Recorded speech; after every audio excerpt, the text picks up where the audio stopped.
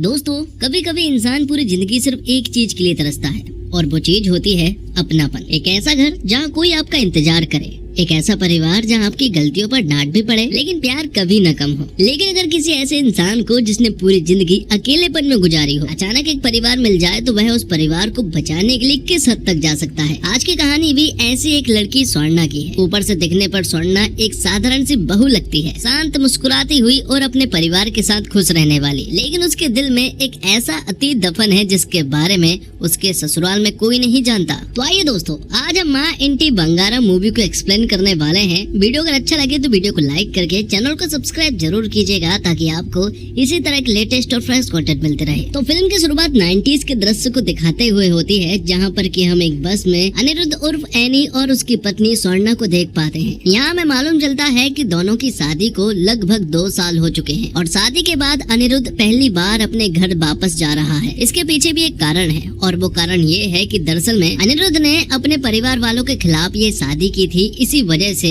परिवार वाले जो है वो उससे खफा हैं। लेकिन अब गांव में अनिरुद्ध की छोटी बहन की शादी है और अनिरुद्ध के लिए ये बहुत ही सही समय है अपने घर वालों से मिलने का। और लगे हाथ एनी अपनी वाइफ स्वर्णा को भी उनसे मिलवा देगा। स्वर्णा तो बहुत एक्साइटेड है क्योंकि वो हमेशा से अकेले ही रही है। इसी वजह से उसे फैमिली तो बहुत अच्छी लगती है। स्वर्णा यहाँ पर एनी से कहती है कि देखना, मैं चुटकी में ही सभी का दिल जीत लूंगी। और इतना सुनने के बाद एनी हंसने लगता है क्योंकि स्वर्णा को उसकी फैमिली जो है वो बहुत ही आसान लग रही है। लेकिन जबकि ऐसा कुछ भी नहीं है। अब थोड़ी देर के बाद ही वो लोग गांव पहुंच जाते हैं, जहां पर कि एनी का भाई शरद जो है वो उन्हें लेने के लिए आया था। यहाँ हमें मालूम चलता है कि शरद दरअसल में पुलिस अधिकारी है। तो आने से पहले एनी ने शरद से कह दिया था कि वो सभी को बता दे कि वो लोग आ रहे हैं। लेकिन शरद से यहाँ पर एक छोटी सी गलती हो जाती है और वो ये कि शरद ने अपने पिताजी को ही नहीं बताया है, बाकी सभी लोगों को बता दिया है। ये सुनकर यहाँ पर एनी जो है वो शरद के ऊपर बहुत चिल्लाता है क्योंकि जिस इंसान को बताना चाहिए था उस इंसान को शरद ने बताया ही नहीं है। अब जैसे तैसे ये लोग जब घर पहुँचे ना तो इन्होंने देखा कि घर में शादी की प्रथा वगैरह चल रही है। लेकिन जैसे इनका आना हुआ और सभी लोग इन्हें घूर कर देखने लगे, कोई एक सिंगल पर्सन भी ऐसा नहीं था जो कि उन्हें मुस्कुरा कर देख रहा होगा। इनमें सबसे ज्यादा गुस्सा जो है वो एनी के पिता है और उन्होंने अभी तक एनी को माफ नहीं किया है क्योंकि एनी के पिता के हिसाब से एनी ने उनकी इज्जत खराब की है। क्योंकि एनी के पिता एक बहुत बड़े पॉलिटिशियन है और ये सारी चीजें उनके लिए बहुत ज्यादा मायने रखती है। तो अब ये लोग घर के अंदर तो आ चुके थे लेकिन कोई भी इन्हें ठीक ढंग से नहीं देख रहा था। सभी लोग उन्हें गुस्से में ही देख रहे थे। ऐसा लग रहा था जैसे कोई अनजान शख्स जो है वो घर में घुस आया हो। तो घर में बाकी लोगों को तो मनाया जा सकता है, सभी का दिल पिघल सकता है, लेकिन एनी के पिता को पिघलाना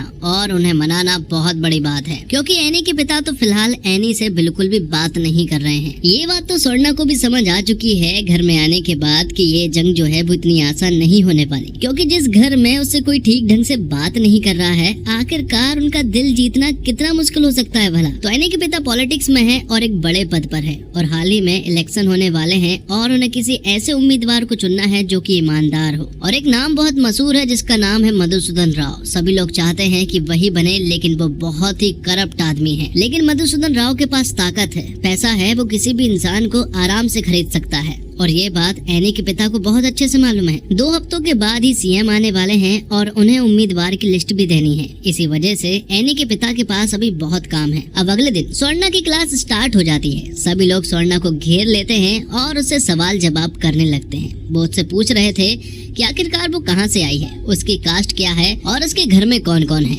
लेकिन यहाँ स्वर्णा बताती है कि वो अनाथालय में पली बड़ी है, उसकी कास्ट क्या है ये तो नहीं पता है और उसके माता पिता भी कहाँ हैं ये भी नहीं पता है। लेकिन सवाल जवाब यही नहीं रुकते। घर वालों के तीखे सवाल जो है वो स्वर्णा को पूरी तरह से तोड़ कर रख देते हैं। उसे तो समझ ही नहीं आ रहा था कि आखिरकार इन सारे सवालों के जवाब कैसे देने हैं। उसे तो बिल्कुल ऐसा लग ही नहीं रहा था कि वो इस घर की बहू है। उसे तो ऐसा लग रहा था जैसे कि वो कोई आतंकी हो और उससे पूछताछ चल रही हो। सारे सवाल जवाब खत्म होने के बाद अब स्वर्णा जो है वो डायरेक्ट अनिरुद्ध के पास जाती है। अनिरुद्ध को वो बताती है कि ये घर जो है ना मुझे ठीक नहीं लग रहा है। यहाँ पर हर एक इंसान जो है वो मुझसे सवाल जवाब कर रहा है, कोई भी ये नहीं पूछ रहा है कि मुझे क्या पसंद है। तब एनी कहता है कि तुम ही बोल रही थी कि घर वालों को मैं चुटकी में इम्प्रेस कर लूंगी। अब कहा है तो तुम्हें करना भी पड़ेगा क्योंकि एनी तो हर सुबह ड्यूटी पर चला जाता है क्योंकि वो एक डॉक्टर है और अब स्वर्णा को अकेले ही इस घर में रहना था। तब एनी को ऐसा लगा कि अगर घर में रहना है तो कुछ न कुछ तो करना ही पड़ेगा और अगर लोगों को इम्प्रेस करने की बात उसने कही है तो उसे फिर करना भी पड़ेगा।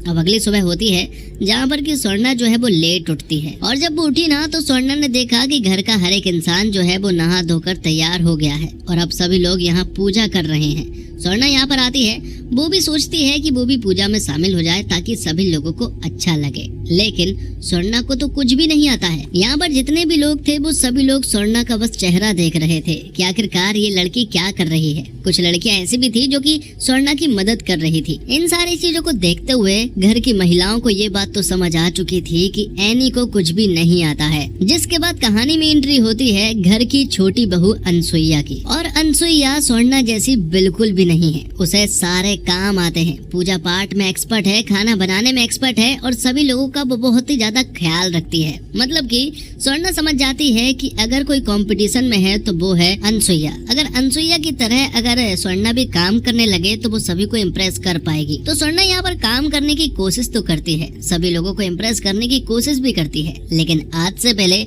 स्वर्णा ने ये सारे काम कभी किए ही नहीं थे। इसी वजह से उसे बहुत मुश्किल हो रही थी। स्वर्णा को सिर्फ 2 लोगों का खाना बनाना आता है, लेकिन इस घर में शादी का माहौल है और यहाँ बहुत सारे लोग भी हैं। इसी वजह से बहुत सारे लोगों का खाना बनता है, लेकिन स्वर्णा को इतने सारे लोगों का खाना बनाना ही नहीं आता है। स्वर्णा बहुत परेशान हो जाती है। उसे समझ आ चुका था कि अनसुईया जो काम कर रही है ना वो बेस्ट है और उसके आगे कोई भी नहीं जा सकता है, लेकिन स्वर्णा इतने जल्दी हार मानने वालों में से भी नहीं है। वो तुरंत ही अपनी दोस्त किरण को कॉल लगाती है और उससे कहती है कि मुझे तेरी मदद चाहिए और जितना जल्दी हो सके तुझे इस गाँव में आना पड़ेगा। यहाँ किरण ने शुरुआत में तो बहुत मना किया था, लेकिन जब स्वर्णा ने किरण को इमोशनल ब्लैकमेल करना स्टार्ट किया ना तो किरण भी पिघल जाती है और अब किरण जो है वो स्वर्णा के गांव आ जाती है। किरण की बात करें तो किरण जो है वो खाना बनाने में बहुत एक्सपर्ट है। वो कितने भी लोगों का खाना बना सकती है और खाना जो है वो बहुत ही स्वादिष्ट बनता है। अब किरण गांव तो आ चुकी थी, लेकिन स्वर्णा उसे अपने घर नहीं ले जा सकती थी,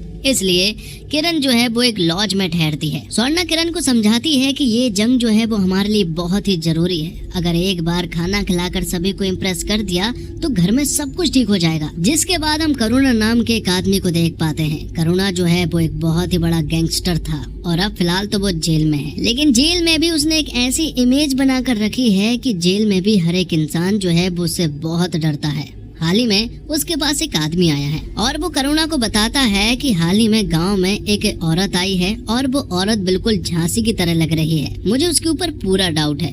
तो यहाँ करुणा कहता है एक काम करो, उस लड़की को खत्म कर दो। अगर उस लड़की को खत्म कर दिया ना तो ये समझ जाना कि वो झांसी नहीं थी, लेकिन अगर नहीं कर पाए तो समझ जाना वो झांसी है। जिसके बाद हम देखते हैं कि किरण और स्वर्णा जो है वो मार्केट जाती हैं। वहां जाकर उन्हें बहुत सारे मसाले खरीदने थे, तभी जाकर खाना जो है वो स्वादिष्ट बनेगा।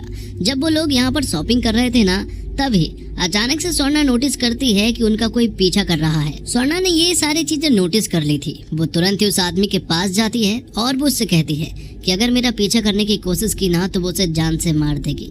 जबकि वो आदमी यहाँ स्वर्णा से पूछ रहा था कि क्या तुम झांसी हो, लेकिन स्वर्णा ने उस आदमी को बहुत ही गंदी तरीके से धमकी दी थी। इसी वजह से वो आदमी डर कर यहाँ से भाग जाता है। जिसके बाद स्वर्णा का अगले ही दिन से मिशन इम्प्रेस स्टार्ट हो जाता है। उसे अपने घर के हर एक इंसान को इम्प्रेस करना था और अब अगली सुबह जब हुई ना तो उसने ढेर सारा खाना जो है वो टेबल पर रख दिया था। ये सारा खाना देखकर सभी लोग हैरान रह चुके थे। घर के बहुत सारे लोग तो अभी उठे भी नहीं थे, उससे पहले ही ये खाना बनकर तैयार हो गया था। घर में सभी लोगों को ऐसा लग रहा था कि ये खाना जो है वो अनसुईया ने बनाया होगा, लेकिन जब लोगों को मालूम चला कि ये खाना जो है वो अनसुईया ने नहीं बल्कि स्वर्णा ने बनाया है तो सभी लोग हैरान रह चुके थे, क्योंकि खाना बहुत सारा था और तो और वो बहुत ही ज्यादा स्वादिष्ट भी था।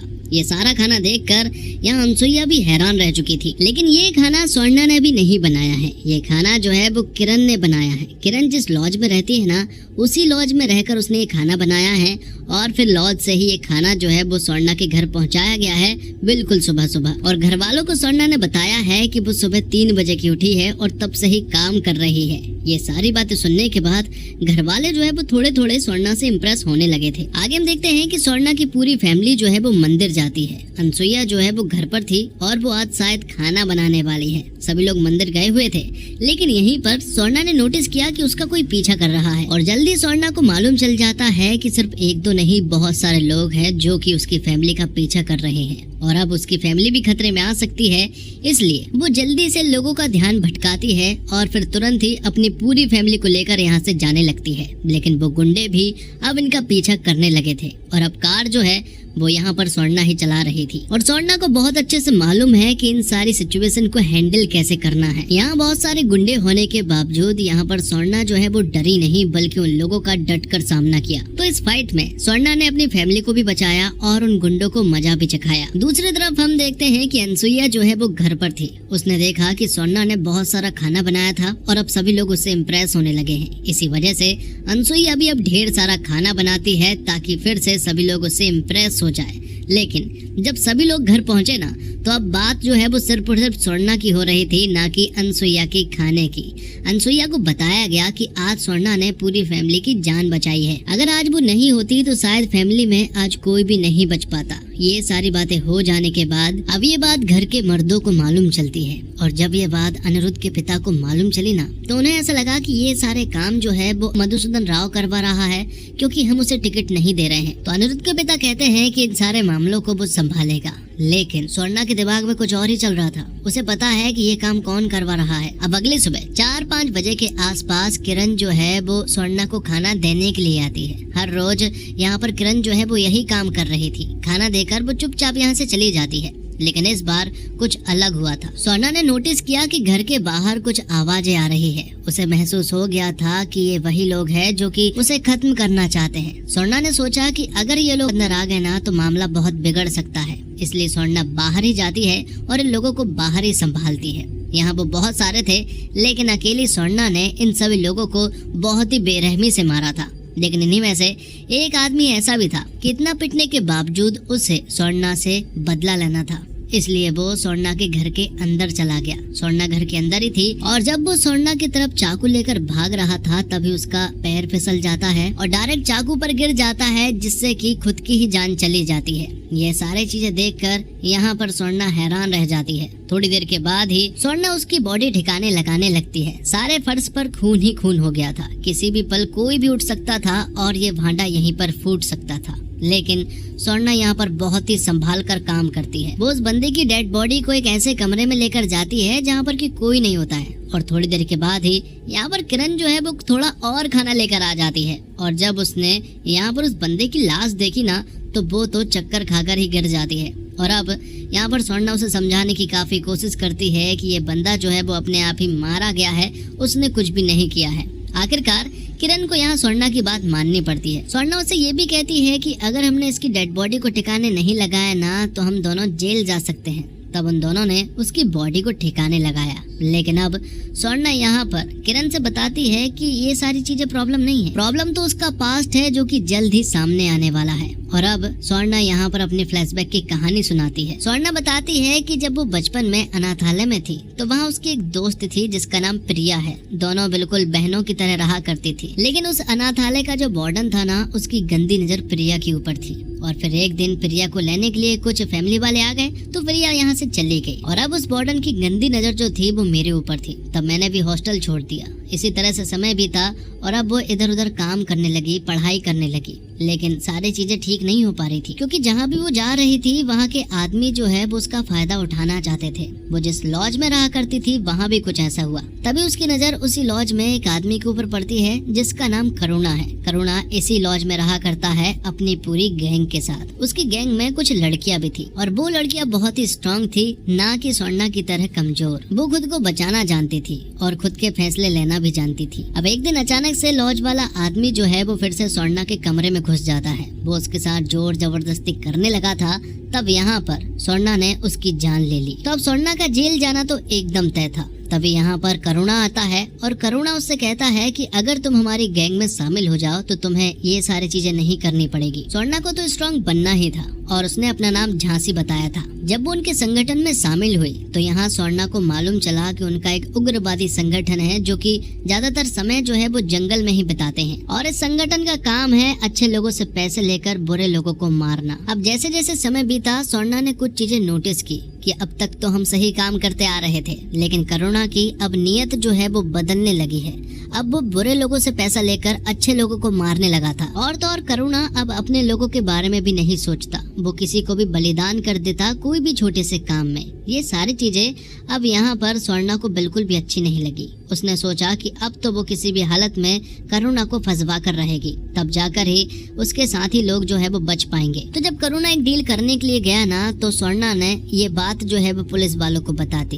पुलिस वालों को जब ये बात मालूम चली तो उन्होंने करुणा को अरेस्ट कर लिया और करुणा को 10 साल की जेल हो गई। जिसके बाद यहाँ स्वर्णा ने अपनी नई जिंदगी स्टार्ट की। इसके बाद से ही स्वर्णा ने अपने झांसी नाम के कैरेक्टर को पूरी तरह से मिटा दिया और अब वो पूरी तरह से स्वर्णा बन चुकी थी। तब उसे अनिरुद्ध मिला, उससे प्यार हुआ और अब वो उसी के साथ बिल्कुल क्लीन होकर रहने लगी थी। जो जिंदगी स्वर्णा को हमेशा से जीनी थी, आज वही जिंदगी स्वर्णा जो है वो आराम से जी पा रही थी। लेकिन अब प्रेजेंट के सीन में स्वर्णा को महसूस हो गया था कि कुछ न कुछ तो बुरा होने वाला है। जिसके बाद हम देखते हैं करुणा को जो कि जेल में था। जेल में ही वो एक आदमी को मारता है और अब जब सभी लोग एक जगह पर इकट्ठे हो जाते हैं ना, तब करुणा गैस सिलेंडर को ब्लास्ट करके यहाँ 19 लोगों को मार देता है और यहाँ से फरार हो जाता है। लेकिन वहाँ वो ये दिखाता है कि उस ब्लास्ट में करुणा भी मारा गया है और इसी चीज का फायदा उठाकर अब वो उस जेल से भाग निकलता है। दूसरी तरफ हम देखते हैं स्वर्णा और उसकी फैमिली को जो कि शादियों की तैयारियों में लगे हुए थे। स्वर्णा की जिंदगी बहुत ही अच्छी हो चुकी थी क्योंकि यही लाइफ जो है वो जीना चाहती थी,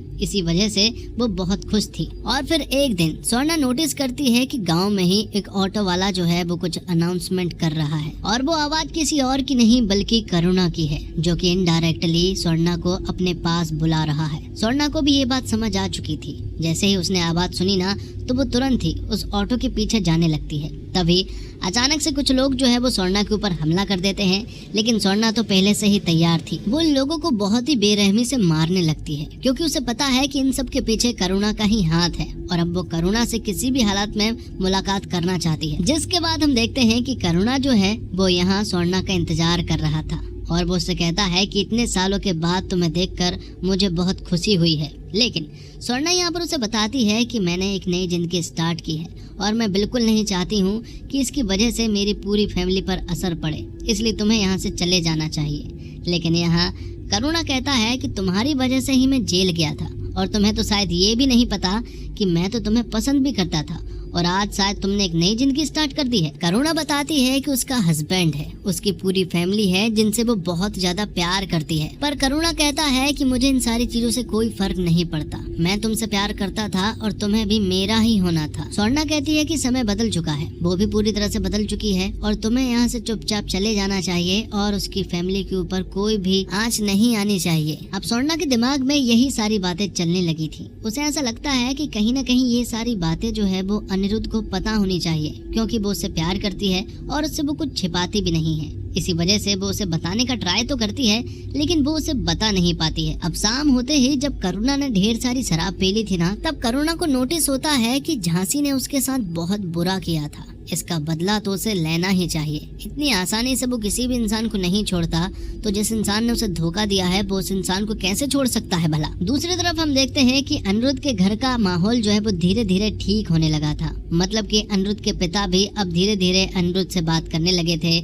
उनके बीच में जो भी गिले शिकवे थे वो भूलने लगे थे और अब सब कुछ नॉर्मल होने लगा था। लेकिन आज ही चीफ मिनिस्टर आने वाले हैं और अनिरुद्ध के पिता ही सारी सिक्योरिटी को संभाल रहे हैं और जो मधुसूदन राव थे ना, जो कि बहुत ताकतवर थे, उनके लिकर स्कैम की फाइल जो है वो अनिरुद्ध के पिता के पास आ चुकी है। इसी वजह से ये फाइल जो है वो आज सीएम सर को देने वाले थे। तभी यहाँ पर स्वर्णा नोटिस करती है कि उनके घर के बाहर एक साइन लगा हुआ है। ये साइन दरअसल में वो लोग तब बनाया करते थे जब वो किसी घर पर हमला किया करते थे।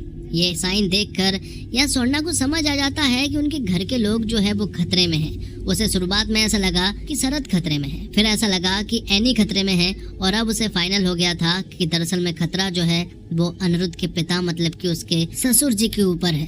तब यहाँ स्वर्णा जो है वो तुरंत उस जगह पर पहुंच जाती है और अब यहाँ मालूम चलता है कि ये लोग यहाँ सीएम और तो और अनिरुद्ध के पिता को मारने का प्लान कर रहे हैं। ये बात जैसे ही स्वर्णा को मालूम चली ना, तो वो चलती बस में इन लोगों को बहुत ही बेरहमी से पीटती है। अब यहाँ हमें मालूम चलता है कि मधुसूदन राव ने ये काम दरअसल में करुणा को सौंपा था और करुणा के लोग जो है वो फेल हो चुके थे, क्योंकि मधुसूदन राव को लिखकर स्कैम की फाइल चाहिए थी। तो मधुसूदन राव को तो अब टिकट नहीं मिल पाएगी, लेकिन करुणा ने सोचा कि अब बात बिगड़ चुकी है। इसी वजह से करुणा जो है वो डायरेक्ट अनिरुद्ध के घर घुस जाता है, जहाँ पर कि वो अनिरुद्ध के पिता से मिलता है और उन्हें बताता है कि वो स्वर्णा का भाई है। जिसके बाद वो यहीं पर सभी लोगों से मिलने लगता है और जब उसकी मुलाकात स्वर्णा से होती है तो स्वर्णा यहाँ पर करुणा को देखकर हैरान रह चुकी थी। उसे समझ आ गया था कि करुणा जो है वो यहाँ पर काम बिगाड़ने आया है। वो सभी के सामने स्वर्णा को झांसी कहकर पुकार रहा था और जोर जोर से बात कर रहा था, जबकि स्वर्णा उसे समझाने की कोशिश कर रही थी कि ऐसा मत करो। तब करुणा यहाँ पर स्वर्णा को कुछ कंडीशन देता है। वो कहता है कि अगर तुम चाह रही हो कि मैं तुम्हारे घर वालों को तुम्हारे झांसी वाले कैरेक्टर के बारे में कुछ भी ना बताऊं,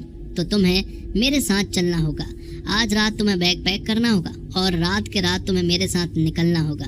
आज का ही समय है तुम्हारे पास सोचने के लिए, सोच समझ कर ये फैसला लेना। स्वर्णा को समझ नहीं आ रहा था कि आखिरकार क्या करना चाहिए, तो उसने सबसे पहले ये सारी बातें जो है वो अपने हस्बैंड एनी को बताई। उसे जब ये सारी बातें बताई ना, तो एनी कहता है कि तुमने मुझे आज हर्ट किया है, मुझे बहुत दुख हुआ है, लेकिन फिलहाल हमारी फैमिली के ऊपर खतरा है, उन्हें हमें संभालना होगा। अनिरुद्ध ने अपने छोटे भाई शरद को यहाँ पर करुणा के बारे में बता दिया है कि वो एक गैंगस्टर है जो कि जेल से भागा है। तब जाकर शरद जो है वो उसे अरेस्ट करने के लिए पहुंच जाता है, लेकिन करुणा को इतनी आसानी से अरेस्ट करना कोई आम बात नहीं है। दूसरी तरफ हम देखते हैं कि अब यहाँ पर स्वर्णा ने अपनी पूरी सच्चाई जो है वो सभी के सामने बता दी थी। वो नहीं चाह रही है कि वो किसी का भी भरोसा तोड़े।